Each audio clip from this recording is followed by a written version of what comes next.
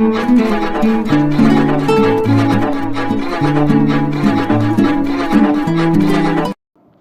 राजनीति में जब कोई नेता कैमरे के सामने फफक कर रोने लगे, खासकर अरविंद केजरीवाल, तो समझ लेना चाहिए कि स्क्रिप्ट बहुत तगड़ी लिखी। अभी कुछ ही दिन पहले दिल्ली की राउज एवेन्यू कोर्ट से शराब घोटाले में जैसे ही अरविंद केजरीवाल को बरी किया गया, वो पूरी आम आदमी पार्टी में ऐसे जश्न मनाने लगे जैसे उन्हें कोई विश्व युद्ध जीत लिया हो। खुद को सत्यवादी बताया गया, कैमरे के सामने घड़ियाली आंसू बहाए गए और सत्य में वो जयते के नारे लगाए गए। लेकिन दोस्तों, पिक्चर अभी बाकी है। जिस सीबीआई की जांच को कमजोर बताकर कटघरे में खड़ा किया गया था, उसी सीबीआई ने अब ऐसा बाउंस बैक किया है जिसने आम आदमी पार्टी के इस जश्न पर पानी फेर दिया है।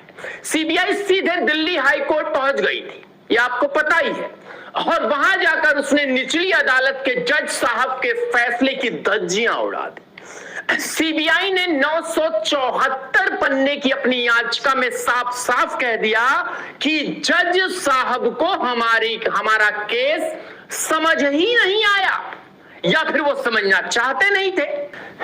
अब बात करेंगे सीबीआई के इसके सबसे बड़े पलटवार का, पोस्टमार्टम करेंगे दोस्तों। कैसे सीबीआई ने हाई कोर्ट में साबित कर दिया कि शराब घोटाले का खेल अभी खत्म नहीं हुआ है, और कैसे ट्रायल कोर्ट ने चार्ज तय करने के बजाय मिनी ट्रायल चलाकर आरोपियों को बचा लिया।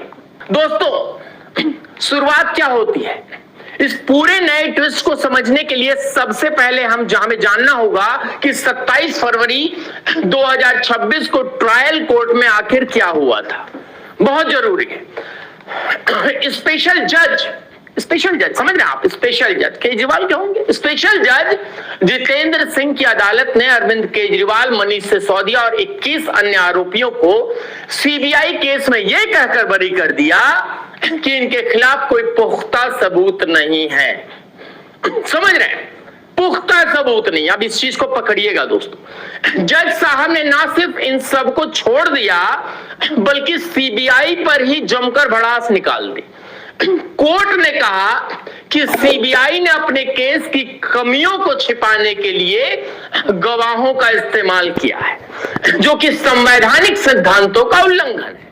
हद तो तब हो गई जब जज साहब ने उस सीबीआई अधिकारी के खिलाफ ही डिपार्टमेंटल इंक्वायरी की सिफारिश कर दी जिसने इस केस की जांच की थी। मतलब चोरी का आरोप जिन पर लगा वो बाहर आ गए, और जिसने चोरी पकड़ी उसे ही कटघरे में खड़ा कर दिया गया। इस फैसले के बाद अरविंद केजरीवाल भावुक हुए थे। हाँ, वो देखा ना आपने, रो रहे थे, भावुक हो, आंसुओं का सैलाब आ गया और पूरी दिल्ली में ईमानदारी का ढोल पीटने लगा। पूरी दिल्ली में जंतर मंतर पहुंच गए। लेकिन वो भूल गए कि देश में न्याय व्यवस्था की सीढ़ियां सिर्फ ट्रायल कोर्ट तक खत्म नहीं होती, और पलटवार जज साहब को समझ नहीं आया। जैसे ही ट्रायल कोर्ट का यह आदेश आया, सीबीआई के आला अधिकारियों ने तुरंत तय कर लिया कि भैया इस क्लीन चिट को टिकने नहीं देंगे, और कुछ ही घंटे के भीतर सीबीआई ने दिल्ली हाई कोर्ट में अपील ठोक दी। ठीक है।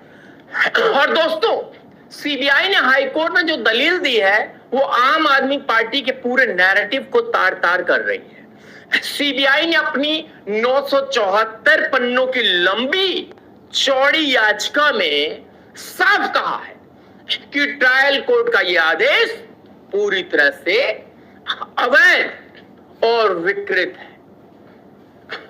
है दोस्तों, यानी टोटली प्रिवेंस है।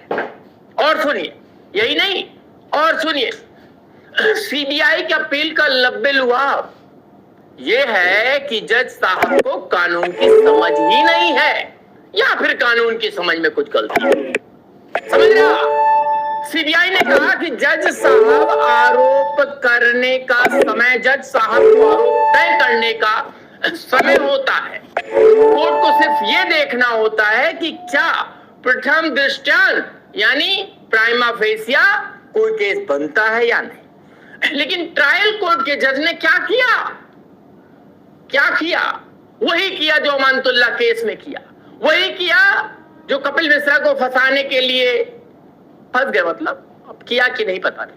उन्होंने एक मिनी ट्रायल चला दिया, मिनी ट्रायल। सीबीआई का आरोप है कि जज साहब ने सबूतों को अपने पसंद के हिसाब से सिलेक्टिव तरीके से पढ़ा और अभियोजन पक्ष के केस को पूरी तरह नजरअंदाज कर दिया। यानी जांच एजेंसी कह रही है कि कोर्ट ने पूरे मामले को सही परिप्रेक्ष्य में समझने में ही गलती कर दी है।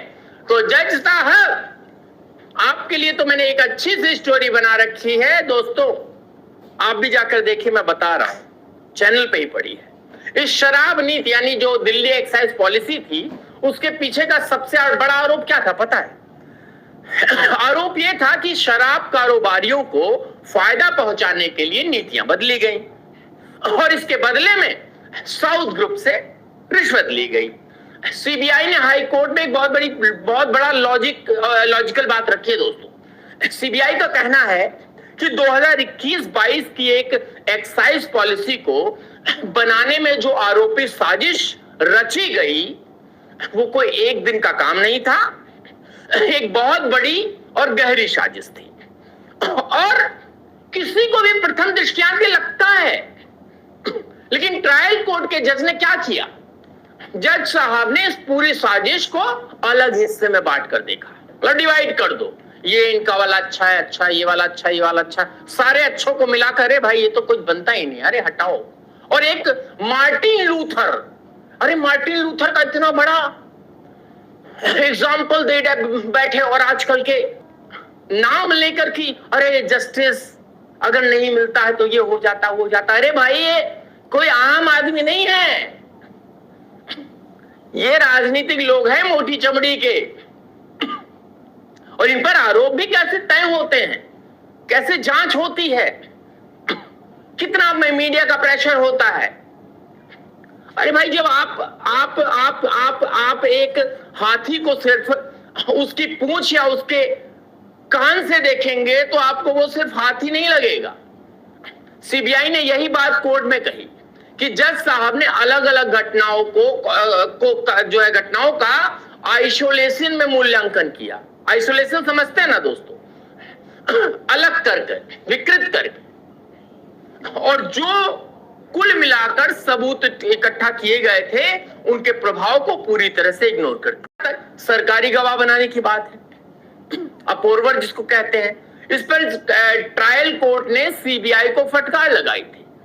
उस पर भी सीबीआई ने सुप्रीम कोर्ट के पुराने फैसले का हवाला दिया और कहा, सीबीआई ने कहा कि ट्रायल कोर्ट का यह निष्कर्ष है कि सरकारी गवाह बनाना गलत है।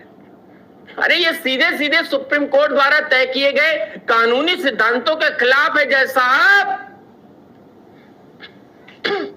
इनको पता है कि भाई कोई नहीं बोलेगा, वो जो कलम चलती है ना, हो गया जी हो गया। हम सराहना करते हैं, माननीय कोर्ट ने फैसला दिया और तमाम राजनीतिक लोग, कभी असुद्दीन को सुन लीजिए क्या कहता है राम मंदिर के फैसले पर, कभी केजरीवाल को सुन लीजिए क्या कहता है राम मंदिर के फैसले पर। तमाम राजनीतिक दल क्या कहते हैं? कहते हैं भाई एक बार पुनर्याचना करनी चाहिए। अरे वहां पर वो कर रहे हैं तो गलत हो गया। हम जैसे पत्रकार लोग, और हम छोड़िए यार, सीबीआई कर रही है, हमारा तो छोड़ दीजिए, वो जाके सुप्रीम कोर्ट में बोल रहे हैं, हाई कोर्ट में बोल रहे हैं। दोस्तों अगला बॉस ईडी अभी भी मैदान में, आपको पता होना चाहिए। तो अब सवाल ये है कि क्या अरविंद केजरीवाल और मनीष सिसोदिया के क्लीन चिट वाले दिन खत्म हो गए? दोस्तों दिल्ली हाई कोर्ट 9 मार्च को सीबीआई की इस याचिका पर सुनवाई करने वाला है। अगर हाई कोर्ट ने ट्रायल कोर्ट के फैसले को पलट दिया तो आम आदमी पार्टी के नेताओं के सारे घड़ियाली आंसू सूख जाएंगे और फिर यही अरविंद केजरीवाल, मनीष सिसोदिया कहेंगे नहीं, हाई कोर्ट में कुछ दिक्कत है, और तब ये खिलाफ हो जाएंगे।